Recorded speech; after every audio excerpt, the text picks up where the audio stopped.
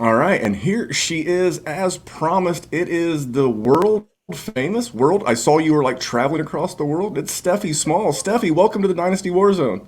Guys, thanks for having me. I'm so excited. Very pumped. Wrapping up my night here with you guys. It'll be awesome. Claw in hand, on brand for You know that. for her. If you're watching live on YouTube or via Twitter, you will see Stephie does in fact. That's Black Cherry. Is that correct? That's the 101 of Always. claws. Of course, of course. Yes, we stay on brand. It's very important. Well, I don't want to get too much into the seltzers yet. That's one of my big questions. But we've already done an introduction before we brought you on. But why don't you tell us, in your words, what's going on with your life? I know you got a lot going on with your own podcast, Small Talk, as well as everything you're doing at the FTN Fade the Noise Network. Give us the rundown. What's going on with you? Yeah, I'm so excited. So today is one of those days, sometimes you go into recording and it goes smoothly and you take one take of each segment. And then some days, there's been a lot of draft coverage and you're nearly brain dead at this point, and you have to do 17 takes of every segment. Today was a 17 take day. So we hope and pray that it went as well as I think it did. But I did have a really good interview with my friend D-Bro. Awesome guy to follow on Twitter. But I think it went well. It'll get released tomorrow. I'm very excited. Only up to the third episode there. Have some things in the works for the season. And then other than that, doing my guest appearances, networking as much as I can, and just talking football. I'm ready for this draft though. I'm ready to get it going, ready to see how Gettleman can break my heart. And we'll go from there. See, she's a woman after my heart. As a person who can be utterly disappointed by their franchise, I'm a Detroit Lions fan. So, Stephie, I feel that so much deeper than a lot of people can. Yeah, it's I almost was having like these I don't know, you can't have night terrors in the middle of the day, but all this Eric Flowers talk. I'm like, okay. Then you look at 2015, I'm like, what if that happens again? What if something happens like that? So yes, of course, there's some franchises that disappoint their fan base a little bit more than others. Unfortunately, we might be in that group of the others, and Well, let's take these questions out of order then. Now we have become fast friends over the last few months, but as Jerry will tell you, I am one of the OG Daniel Jones truthers.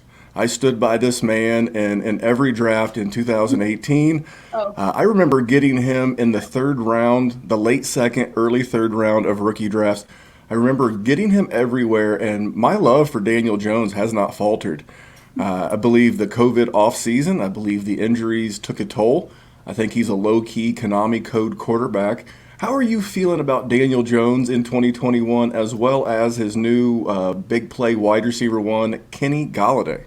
yeah. So here's the thing with Daniel Jones, and I'm learning more, how I got my rise or whatever you want to call it in this industry was from the Giants Twitter streets. That's where I started out. I was battling it out, defending my dude, Daniel Jones. And I think that I've started to simmer down. I don't fight back as much now. I will defend him, but I kind of just keep it quiet. I'm just going to let him do his work. Because for me, there's really no way that this kid goes into next season and just doesn't shut everyone's mouth. Like, he last season was given nothing. You took away Saquon. You gave him the crappiest O-line, I personally think, in the entire – it was horrific, especially before Colombo got fired. And then, you have what? Ingram and Slayton are your two most targeted guys, and they can't catch the damn ball. I mean, we're looking at a total of you're closing in on 50 points there. That's the difference between a winning season and a losing season. So a lot of, Twitter loves to instigate this. And I think there's this bad taste in the league for the New York Giants, but they won 6 games. Okay. And they were in most of those games. Daniel Jones looked fantastic towards the end of that season. And I think, you give him the guy. And one thing I am very apologetic about because of the wording is, so Josh Allen got Stephon Diggs, and I compared him in a tweet to Daniel Jones getting someone like Kenny Galladay. The talent level is not what I'm talking about. It's talking about giving the guy that's going to highlight their talents and bring them to that next level. Daniel Jones is fantastic on the deep ball. That is where he is a phenomenal at third best deep balls in the entire league. So I think that there's no reason for this guy not to be phenomenal next season. You bring Saquon back alone, and you're also elevating guys like Ingram, like Shep, like Slayton. These are all guys that do better with a wide receiver one, and knock it off. They could take another wide receiver in this draft. It's very easy at 11. Devontae Smith is there. They might take him. Listen, let me talk about Daniel Jones a little bit. Here's the thing about this man is he started off looking like absolute dog shit last year, and that's the problem is people are still living in that narrative. My man threw 5 interceptions the first 4 games, and everyone went, "Damn it! Like the growth is not going to be there." And then for the next 10 games, he only threw another 5. The problem is the narrative never really turned around on the man. Like I've never loved him like Randy loves him. I think he's good. I think he's okay. I think he's going to be your guy. And Kenny Golladay can make plays. That dude can do things. You bring back Saquon. The dude had crumb bums and shoe clerks, as we like to say, as pass catchers in New York. Bro needed somebody that just had a pulse. He needed something. He needed anything, and he wasn't getting. He had me out there. Now, bless Darius Slayton's heart. I know he was a piece of my heart, but I'm not going to be able to tear up NFL corners, and neither were a lot of these guys. Listen, the man has opportunity to grow. I am excited to see it. If there was ever an opportunity for me to go out and get him, right here. Right now, you had Jason Garrett, and we have to stop with this like young quarterback cancel culture that we have. All of a sudden, everyone's back on board with Josh Allen because he did fantastic. Like you guys were not talking like that years ago. And when Sam Darnold comes out this next year and he proves you wrong, you're gonna wish you shut your mouth because we don't need to cancel quarterbacks without giving them a system to flourish. The New York Giants offense last year should have been ranked the last in the entire league. It wasn't. It was 31st. Thank you, Jets. But it was horrific. And I hope that Jason Garrett, whatever they see in him, I think it's not the best idea to keep him around. But, they gave him some extra options this year. He's got Galladay. He's adding Rudolph, gives him a red zone threat right there. He gets his wit in almost that he can't get over. You have Ross, who you might be able to bring in for 0 to 2 touchdowns a game. And I just don't know why Daniel Jones doesn't do well. So if he doesn't, then I'm kind of starting to buy out. But, I'm getting him in the 17th round of startup dynasty leagues. Are you guys serious? Have you seen his mobility? You're really going to start fading Daniel Jones, and you're taking guys that like Jalen Hurts that played 4 games. Give me, I just can't with that a little bit. Well, and you mentioned the rushing. So last year before he hurt his hamstring, in the first 11 games, he had just over 400 yards rushing in 11 games. So he's averaging just a shade under 40 yards rushing a game. He hurts his hammy and then has 20 over his last 4 because he's hurt. But, he has the Konami code to a degree. I can't get enough of the man. But I do have some more questions. I want to know why White Claws. Now, I'm not a seltzer guy. I'm a wine or a bourbon guy. Jerry is like a fancy beer guy, but White Claws over Truly, the Bud Light has a seltzer, Coors, Corona. Why Claws? Is it because they're the OG like you? What's up with the Claws? Yes, I don't. So here's the thing. It's so funny because when I was when I was in Antigua in the Caribbean where I was going to medical school, it was only wine. Wine was cheaper than buying food there. Me and my roommate, even still now, we'd rather buy wine than, get meat and vegetables because it was too damn expensive down there. So I was always doing wine. It was just wine for a very long time and beer, very cheap beer down there. But then I came back for quarantine and somehow I don't even know when these things started. I got the variety pack, but I always was just going to the black cherry. And then I think, you get stuck in quarantine and you start drinking maybe too many a night, and then they make the 12-pack of it, and you're like, well, this is fantastic. I think that the other seltzers are quite vile, honestly. I'm being serious. So I can only really drink the black cherry. So I won't gas them too much because I think most of the other flavors are not that great. They came out with these iced teas that are really good, more of a golf course drink for me, a little too sweet. But these, you drink a couple, it's 5%. They start tasting like water, and then it's Now, Jerry, you a seltzer I'm guy? the standard millennial, like 30-year-old millennial who lives in the suburbs. So like I have LaCroix at my house, and I have some. Oh, of course. I listen. I'll mess with them. I'll say that. I'm more of a raspberry guy. I think the black cherry is a little too medicine-y for me. Sorry, not to take shots. Yeah. That's But okay. So I'm interested. You have to get your hands on the blackberry and then let me know how you feel, because I felt those were medicine-y. So I feel like I wonder if maybe we're onto something here. The way like in people's DNA, you either like cilantro or don't. Maybe it's like a white claw flavor. Are you a cilantro person? We'll just do a follow-up. I'm a cilantro person. See, I don't mess with it. I think we found our denominator right there. Get out. Interesting. This might be groundbreaking. So you have to get your hands on the blackberry. It's a pretty good pack. I liked the strawberry the best out of it. They have a pineapple. Reminds me of Pineapple Sky, which I abused in college. So I was like not getting down with it. Listen, your choice of college booze was much classier than mine. So I will give you credit just for that. We're talking about senior year. Okay. Things got a little Four Loko-y, bringing quarters to the gas station to get them. Oh, man. Ooh, Four Loko. Get that out. I was drinking penny pitchers of like keg beer, headache beer. All right, so I got one last question for you before we get into this rookie class, because we were talking before we hit the record button. We're all kind of over it. We're just chatting. I want to know about the term goosey. I see you throw it around when you call them goosies. I think it's great. Explain what a goosey is to the people and how you use it on social. I love this. This is so fun. This is like bringing me back. Like I said, I started out very much so on these Giants Twitter streets, as I call them. And the Giants fans are really brutal. Like, they are not easy people to deal with. They will just go for the kill. They don't care. So at some point I saw this really funny quote that was like, if you want to act like a goose, go ahead and get in the pond. So I elevated it to goosey, and I think it's hilarious. And trust me, Giants fans do not like when you tell them to go get in the pond if they want to act like a goose.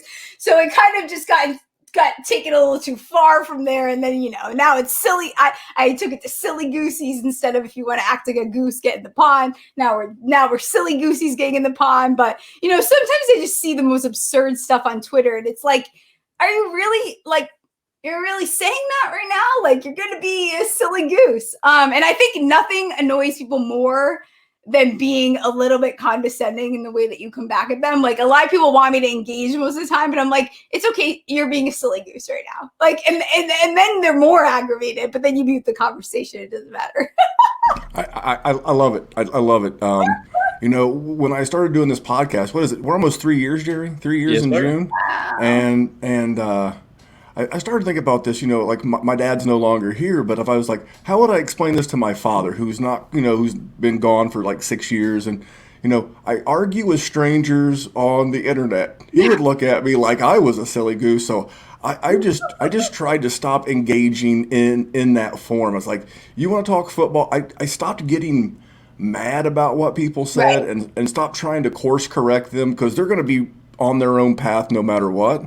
And I just start asking myself, why are they saying what they're saying? Can I learn something from it? And if I can, cool. And if not, to your point, we'll mute the conversation, and we're going that way. So if you're interacting with Stephie and you're being polite, because I expect you to be polite if you're interacting with her, and she calls you goosey, it's a term of endearment. That's how I look at it. But you also deserve it.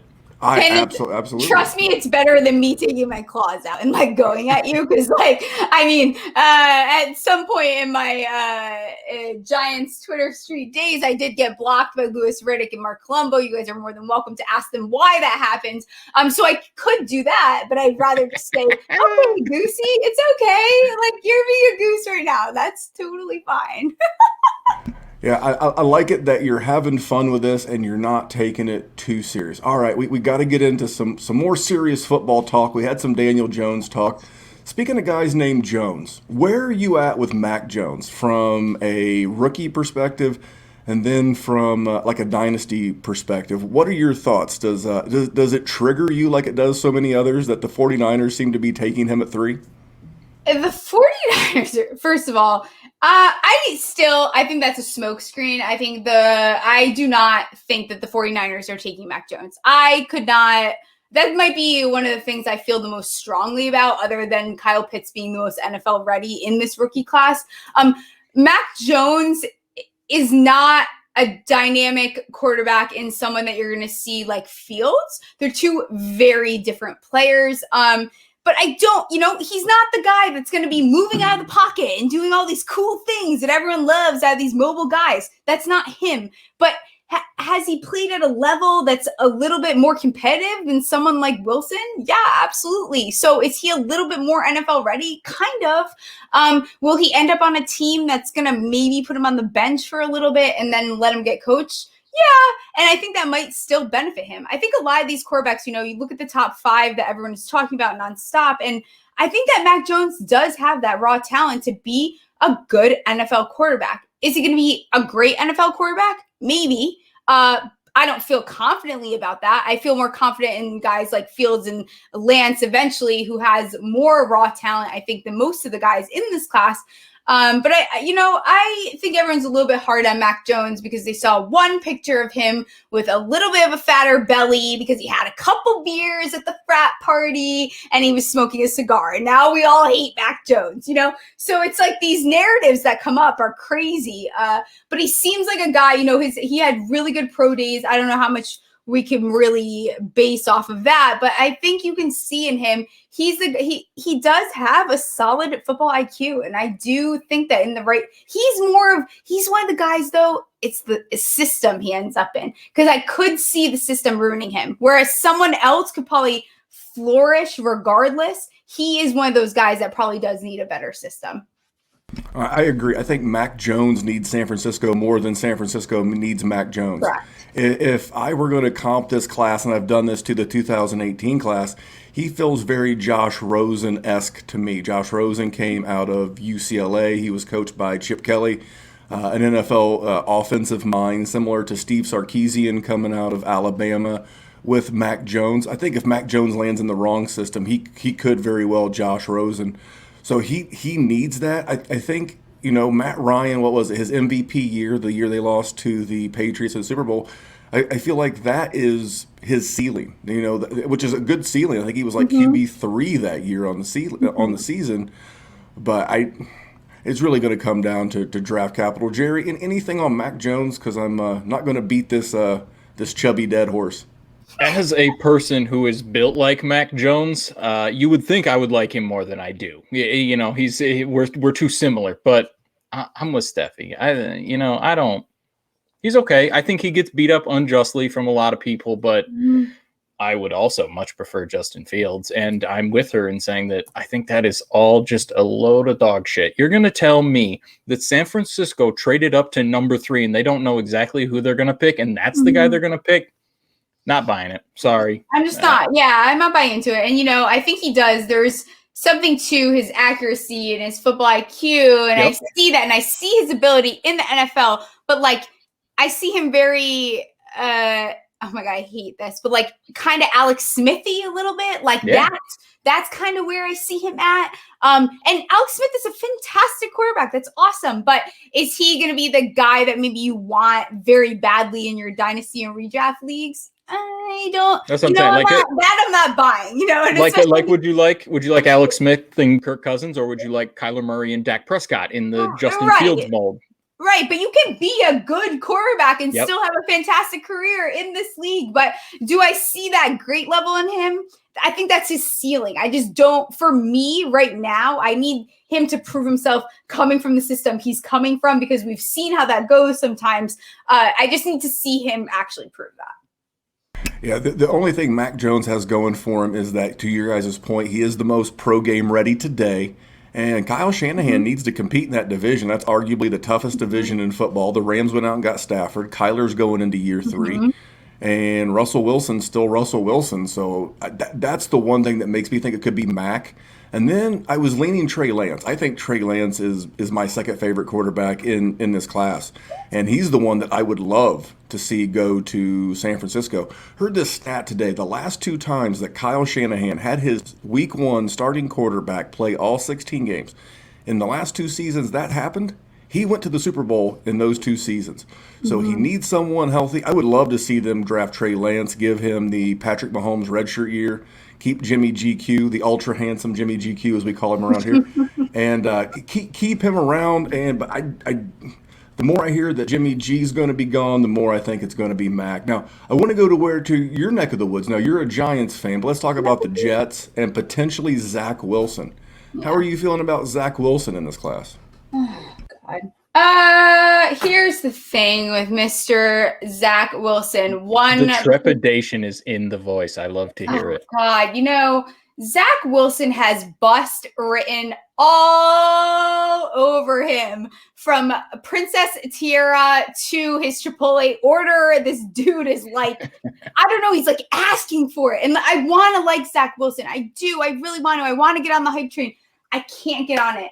The potential is there, but I don't like quarterbacks that go into this savior mode. Like, he's a panicky guy, like he makes those mistakes that will cost you games. And he doesn't have great ball protection in the fact that he allows the ball to get, swatted away. And that I don't love. So Zach Wilson, to me, I don't feel like he is one of the most NFL ready quarterbacks out of this top 5. Could Zach Wilson maybe sit on the bench, sit behind a veteran, and definitely have the opportunity to grow for sure? Because he has that. There's a huge velocity at the NFL level for someone like him.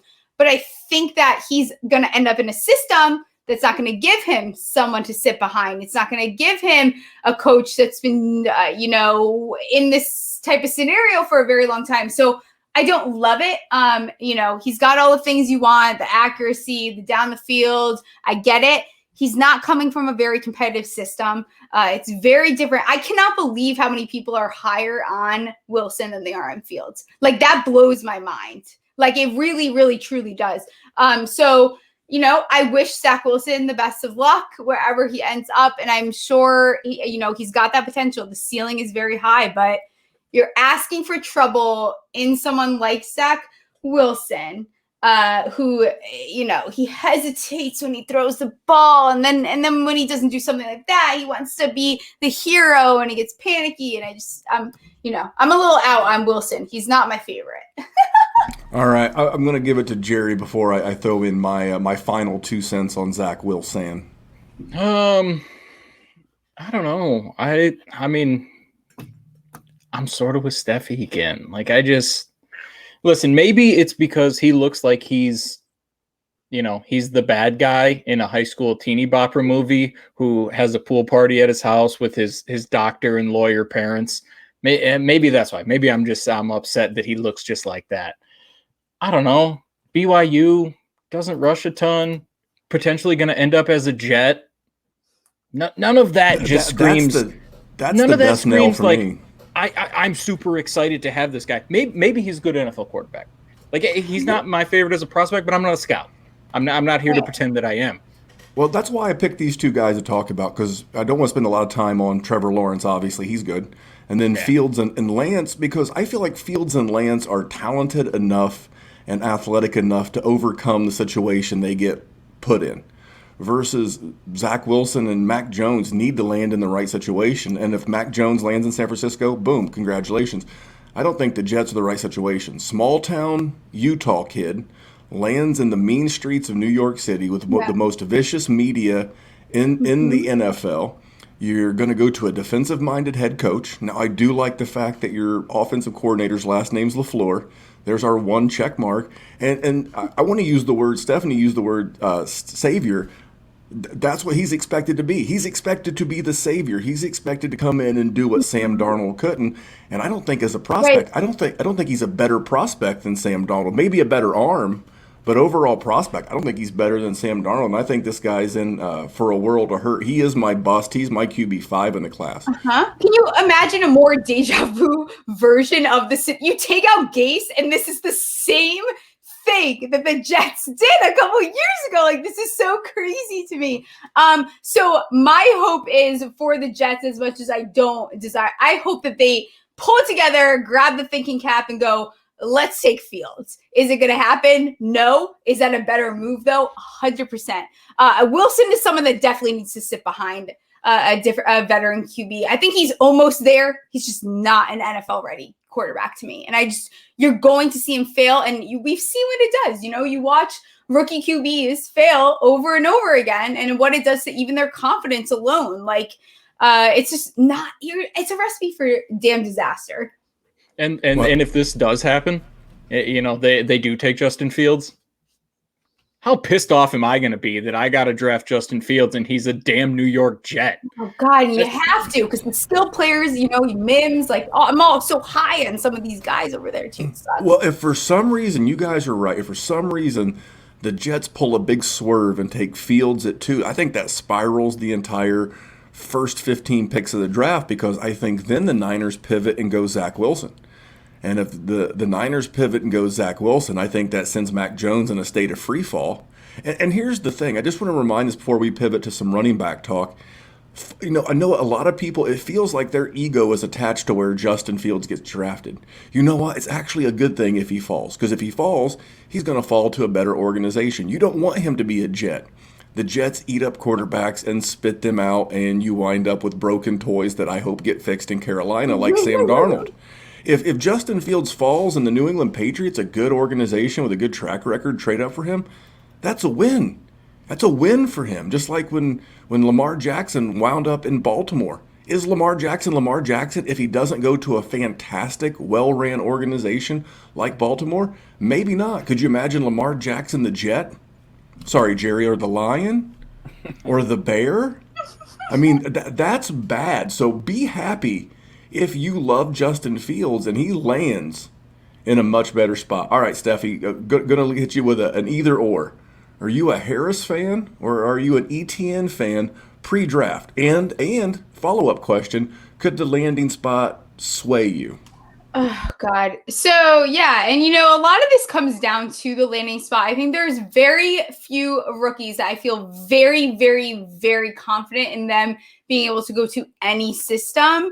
Between the two, I do lean towards ETN, although I do think that Harris has the NFL-ready upside.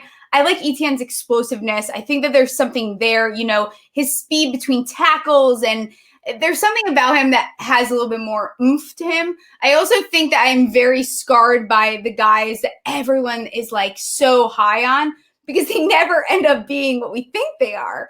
So I've learned to be okay, everyone loves Najee Harris. I do not love Najee Harris, because I know you guys love Najee Harris. So I'm going to find the guy that should be Najee Harris. So I think ETN is the one. I think as much as everyone says he's not quite as NFL ready, and I understand that, I think that I kind of regret saying this, but I think it is ETN. I'm going to just stick with my gut, and that's what I think.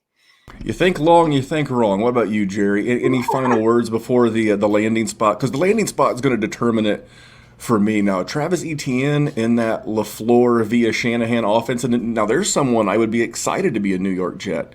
You kidding me? You got to beat out Tevin Coleman and Ty Johnson and Frank Gore. I don't know that Frank Gore is still there, but the pathway and the scheme fits really nice for ETN. I've also heard that Buffalo is interested in trading ahead of the Jets and ahead of the Steelers to make sure they get ETN.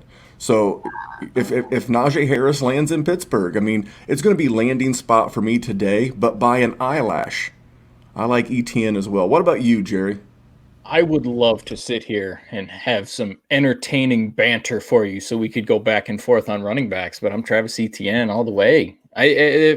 Listen, I'm a little bit of a hipster too, Stephanie. So when a lot of people start loving people, I like to put the middle finger up, and Jerry, it's not a hipster. It's just you're just a contrarian. That's a little bit, but we get it. You're a millennial. You told us. I know. The problem with millennials is we have to tell everybody that we're millennials. You have but Travis Etienne was my RB2 last year behind Jonathan Taylor, and now that all of those unbelievable running backs are in the league, just kicking ass, taking names. Mm-hmm. Now I'm going to pivot because Najee Harris exploded. No, I'm not. I still love Travis Etienne.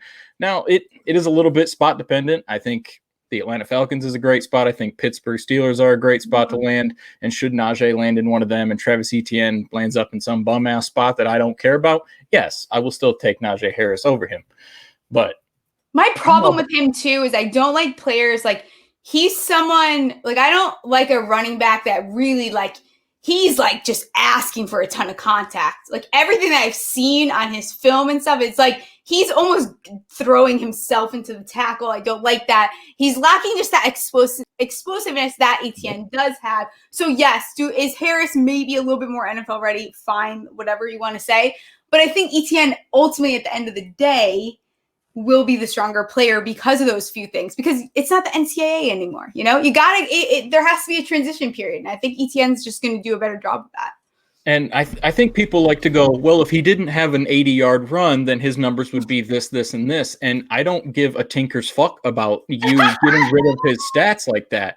Listen, I want a running back that can run 70 yards. I want a guy. That's 15, 16 points for my team. And that's what I'm doing. I'm selfishly trying to win fantasy games. I don't care about scouting a player correctly. Mm-hmm. I want to beat you. I want to take your money and I want to rub it in your face and taste your tears. That's what I want. And Travis Etienne gives me that opportunity. That's why you didn't know, he is a millennial. and the theme, I might change the name of this show to Jerry's a Millennial. So write that down. That's the one thing about Jerry. I mean, we've pivoted it's been a long draft season between Harris and Etienne, but we're more about getting it right than being right. I would much rather tell you to draft the right guy. We're going to take a quick pause. I'm going to let these two have a quick sip of their beverage, and I am going to tell you about our friends at Viridian Global. That is our apparel provider. And that's where Jerry got his sweet hat. So make sure and check out our friends at Viridian Global. Now, I've already got the answer to this next set of questions for you, but I know where I think you're going to go. Now, Steph, are you a Devonta Smith fan or a Jalen Waddle fan? Who would you be taking first in your rookie drafts between the two Alabama wide receivers? So like, if I'm taking them before the draft, it's definitely going to be Smith. I think that Smith is another one of those players. I understand everyone is we can talk about his weight all day long, as much as you want. That's cool. I get it. I got it. Here's my problem with that is Devonta Smith is not your standard Joe Schmo coming into the league, right? Like you want to complain about that on a standard player. That's one thing. This dude's football IQ is unlike anything I've ever seen. I mean, his ability to be intuitive and see a defender about to make a move and get out of the way is phenomenal. He also has such good body control, and that's something I'm learning more, as I dive deeper into film and try to expand my knowledge on things. Is like body control is huge in this league. So like you can be a guy like Devonta Smith. You have the football IQ. If you have the body control to always get out of the way, to be able to make a one-handed catch, to be able to have a defender coming on you, but then get out of the way is massive. Like that's something that not everyone has. Devonta Smith also, his BMI is like not that much different than Calvin Ridley's when he did his combine stuff. And I think that everyone's a little bit more down on him because they want to be down on him. And it's a tale as old as time. This is someone that everyone's starting to fade. I love that because we see it every single year. Remember when everyone said Devonta Smith was too small to do this, and then we put Waddle ahead of him. I think Waddle's just a different player is the thing. So if it was like the New York Giants, I'm taking Devonta Smith because for me, he's more guaranteed generational in my head. And also, if people think that he can't go to the NFL and they're not going to hire him a nutritionist and get him in the gym, it's 7 pounds, not a big deal. 8 pounds, not a big. He could gain 10, 12 pounds in muscle. That's why they pay these people. I mean, you know how much money everyone makes? Like it's totally different. Your standard person doesn't even get an MRI if you get an injury on a hamstring. In the NFL, they do that, so it's like the money there is crazy. So I think to fade him because of a BMI concern is out of control. I mean, he won the Heisman. What was that? 15 years it's been? That's not for no reason. It's because he is that good of a player. So it's got to be Devonta Smith for me. For me, it does come down to landing spot because if he winds up as a Lion, Yeah, I'm he's out. screwed a little bit. Yeah, he's Thanks, guys. It's fine. dead man I'm I'm walking. higher on the right here. Lions than most people, though. I'm a big. We're both Jerry and I are both big Jared Goff fans, but I mean too. it's not the NFL of 1996 anymore. You can't beat the crap out of these wide receivers. Is there going to be an acclimation period? You bet your ass there's going to be an acclimation period because he's played good corners. He's been in the SEC.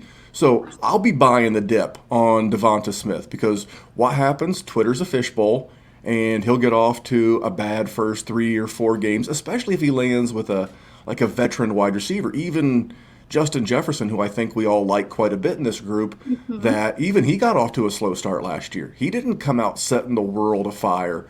So there will be a GM in your Dynasty League that will give up way too early on Devonta Smith, and I will be that fellow GM waiting to scoop him up. Now, I'm Team Waddle today, but landing spot dependent. I love Jalen Waddle. I love Greg Cosell.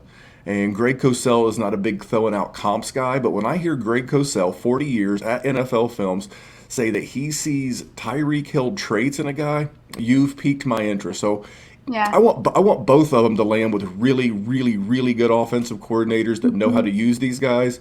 But again, very close. I'm a Waddle guy. Jerry, what about you? But I'm not anti-Smith. Real quick, before Jerry go, just because I'm pro-Waddle does not mean I'm anti-Smith. I can like both. Go ahead, Jerry. I was Waddle. Going before we entered, entering the end of the season, I was a Waddle chick. I was very, very high, tweeting, I'm going to do the Waddle all year when he becomes a Giant, and that's still a chance that might happen. But since I've continued on, and I just love an underdog now. The dude is going to literally be drafted after both of them and potentially do better than both of them. So, to me, I love that. All right, Jerry. Devonta Smith, not even close for me. The things that Devonta Smith did on the football field last year are just stupid. He almost had more yards and touchdowns than Jalen Waddle had his entire 3-year career at Alabama. Now, granted, he got hurt last year, which is also a little knock that we're not going to talk about. And listen, we could talk about his weight all we want, yada, yada, yada. It's something. But like Stephanie said, the money that is in the NFL is absolutely absurd. The money that TVs give to these teams is an absolutely unfathomable amount to peasants like us. So, yes, my man is going to be able to get stronger, put on weight, be able to beat corners. Listen, this dude had to face Patrick Surtain in practice. We're talking about one of the top 2 corners, and then the other guy, J.C. Horn, wasn't in the SEC, so he played him too. He has played elite guys. He has played first-round caliber corners his entire career. I'm not worried about the man. Now, it is, draft dependent. That's just something that we could have with every single prospect that we talk about. But as far as guys that I would just, if the Lions went wide receiver and they didn't go Jamar Chase and they had to pick one of these guys and they picked Jalen Waddle over Devonta Smith, I would be so effing pissed.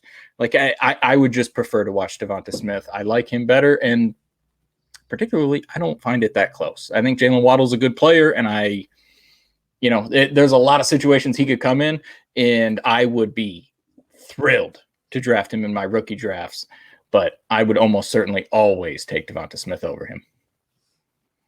All right, well, there you go. Two Smiths and a Waddle, but we like them all the same. All right, last player. I'll ask you about 2. So, what are your thoughts on Terrace Marshall Jr.? It seems to be a foregone conclusion that if he's there, he'll be a Raven. I've heard he's sliding down draft boards. Now, he's my wide receiver 3 in the class. Where do you have Marshall? Are you a Marshall fan? High, low on him? Boy, am I going first on this one? I always have to bring it up for him. I'll give it to Jerry. Let's let Jerry go. First. I want to go second. Okay, I like Marshall, but I think he's getting that extra bump because of where he went to school. And I think a lot of people are seeing Jamar Chase, and they're seeing Justin Jefferson, and they've seen Odell Beckham. And I think he's sort of getting a little bit of an unjust bump because of it. Now, there's a lot of situations where he is going to go in the draft, which could make him extremely valuable, and I would definitely take him. But I'm going to be honest. I don't love it. I think I think everybody's gotten a little bit too big for their britches with this guy. But Randy, what's your take on Marshall? You haven't gotten a chance to go. I do like Marshall. I like the fact that he seems to be like the one big. I mean, he can play all three wide receiver positions, in my opinion. But he's the one guy that's, I don't know, man. Once you get past the Smith, Waddle, and Chase, there's a bunch of dudes, of which he fits in the bunch of dudes category. At least he stands out clearly because he's 6'3". The rest of these dudes are 6 foot Do you or think shorter. that you it think seems that's like. the biggest thing that makes him stand out in this class? Is sort of that just because he's a bigger guy in a He's got good sea speed. of just like Jerry's. Well, let's be honest. Jerry is like a unicorn, and I'm damn lucky to have Jerry as my co-host here on What the an show. angel But no, you are. I think he's got the tools. You know, kind of like how I like Trey Lance. I'm drafting the traits. I know he's only played like 17 games. With Terrace Marshall, I'm drafting the traits. I'm drafting the speed. He's a 4'4" guy, 6'3", 200 pounds, good size. And again, the only concern is that there was an SI article, Sports Illustrated article, that some medical issues could push him down a little bit down the draft boards. Here's my dream. Hey, Jerry, you know, in a big money startup you and I just did, I drafted Joe Burrow as my QB1 in this class. As a person and a Dynasty GM who has a huge investment in Joe Burrow, I would love nothing more than for the Bengals to draft Penei Sewell at 5 overall, let Terrace Marshall fall to the top of the second round, draft Marshall in the second round, then you could put Higgins and Marshall on the outside. You could put Tyler Boyd in the slot, Joe Mixon behind a good, bada boom, bada bam. You got a great offense. That's what I want to happen. I like I said, he's size, speed specimen in this class. Is he the fastest? No. Is he the tallest? No. But is he the best combination of both? Yes. So for those reasons, I will take him. All right, Stephie, we gave you the last shot this time. Yeah. This is like, I agree with you. I couldn't agree more. You know, one thing that you have to look at always with these rookies is who has that athleticism, who has all the things that are making him a total package. My problem, and I wrote down because, you know, I'm a couple clods deep. It's been a long day. This is like podcast number 7 is in all caps, right? Corners. So my concern is for him is his separation. I think that he is going to depending on the team he ends up on, he's going to face some quarterbacks that can really cause him a little bit of a struggle in this league. He has great catch radius. He's just a good player overall, but he needs a little time. I think there's something quite, like for me, his athleticism will take him there, but his football IQ isn't fully there. I think that he needs to perfect his roots a little bit more. There's a little bit more that needs to be dug through before he's ready to be like a definite wide receiver 1. Is that a ceiling? Yeah. But right now he's looking at a wide receiver 2, 3 situation in fantasy. I'm not high on him. I don't know. He's big. I love it. Hey, we want your honest feedback. I get it. He's like, you want him because he's like, you take away the name, right? And someone hands you, it's like, this is how fast he is. This is what he did. This is his weight, blah, blah, blah, blah. And you're like, yeah, that guy rocks. And then you add everything else to it and you're like, never mind. I think it's just go ahead, my man scored a lot of touchdowns. So I'm gonna let me talk about this a little more. Sure. We played a smaller season because of COVID, and my man scored multiple touchdowns in the first couple of games, and everybody's nipples got super hard about him, and everybody started talking about him, and it just sort of built on top of that. I mean, we look at his games. Let's take a little walk down nerd path here and talk numbers for a second. First game, Mississippi State, 122 yards. Okay, I can dig that. 67 yards next game. Then he plays Missouri, 235, 3 touchdowns. Twitter goes explosive. They go supernova. He follows it up with 88, 28, 57. I don't know. That's just a little too streaky for me, and that's in college. Now I'm going to expect him to go to the NFL, and I'm going to expect him to be a consistent asset that I should take in the first round of my rookie draft?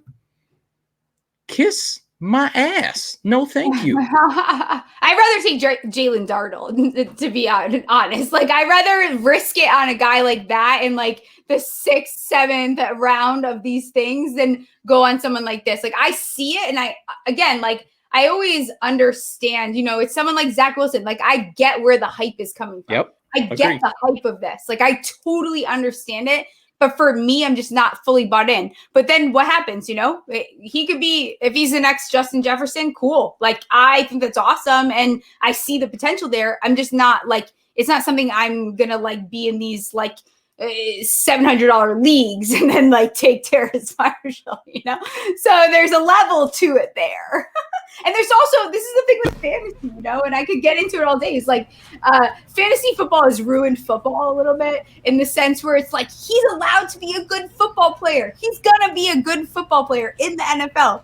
But maybe he's going to suck for fantasy. You look at Josh Corey Jacobs. Davis comment. People are That's so exactly mean what that about is. Josh Jacobs. I think about him all the time. I feel bad for that guy. He's a great football player, but he's not good for fantasy all the time. So, a lot of these guys, it's obviously a different position, but they get a bad taste in their mouth because they're not good for fantasy football. Whereas, like, for football, yeah, that's a good player. That's their vanilla ice cream. That's what I like to call them. And if we're happy to be wrong.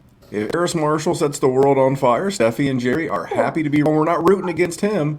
We're rooting against his rookie draft ADP. I do want to throw a name out there, just in case. If you like the big guys, I heard this name. I've not done a ton of research, but you know what? You've heard so much about everything else. This is just a casual aside. Look up Austin Watkins out of University of Alabama, Birmingham. 6'3", 210 pounds. I referenced Greg Cosell earlier. Greg was talking about him, another podcast I was listening to. Well, there you go, man. This is a little bit of a Dynasty talk with Stephie. Stephie, man, what do you want these people to know before we get out of here? Where are you going to be on draft night? Where can they find you? When's your next podcast that you're hosting? And all the stuff that we need to know. I have so many things going on. Usually you guys can find whatever I'm doing on Twitter. I actually, luckily, I had draft plans for night one. They got a little disrupted by some things that happened, whatever. So I am going to, I decided last night in my drunken decision with my claws that I am going to do picks 10 through 12 live independently. We'll get a little NFC East action. I think things could get a little nasty there, a little freaky. I love that. I think it'll be a blast. I might end up rage quitting before we get to 12, but we'll see how it goes. I sobbed my eyes out last year. My brother still brings it up. I think he was so concerned about me more than the Giants at that point. But yeah, I'm all over the place. I'm starting to slow down my guest appearances. But I am going to be doing like quick little, hi, what's up? Giants did this or whatever on as many podcasts as I can. But I'm excited. I actually don't have anything really planned that much for the draft night. I think I have 2 appearances that night, and draft night is one of my favorite. I mean, like, I love the draft. I love it so much. I watch every single minute of it from the first day to the last. So I'm very, very excited. My next episode is coming out of Small Talk. I don't know how many other things I can tell you guys. I'm always doing stuff. So just on Twitter at Stephie Smallls 3 L's. I've been loving to add this in lately. Is the 3 L's do stand for Tom Brady's 3 L's. And that's where you guys can find me. I absolutely. So I'm gonna give you a little suggestion. So what you got to do, you got to go live from like pick 7 through 12, because then you're guaranteed to, unless there's a trade back, to get Dallas, to get the Giants, and to get Philadelphia. If you can make it through 12, and word on the street is that the Washington football team wants to trade up, and if you do that, I'll make sure to check out your Twitter account. We'll make sure to tag you in the show.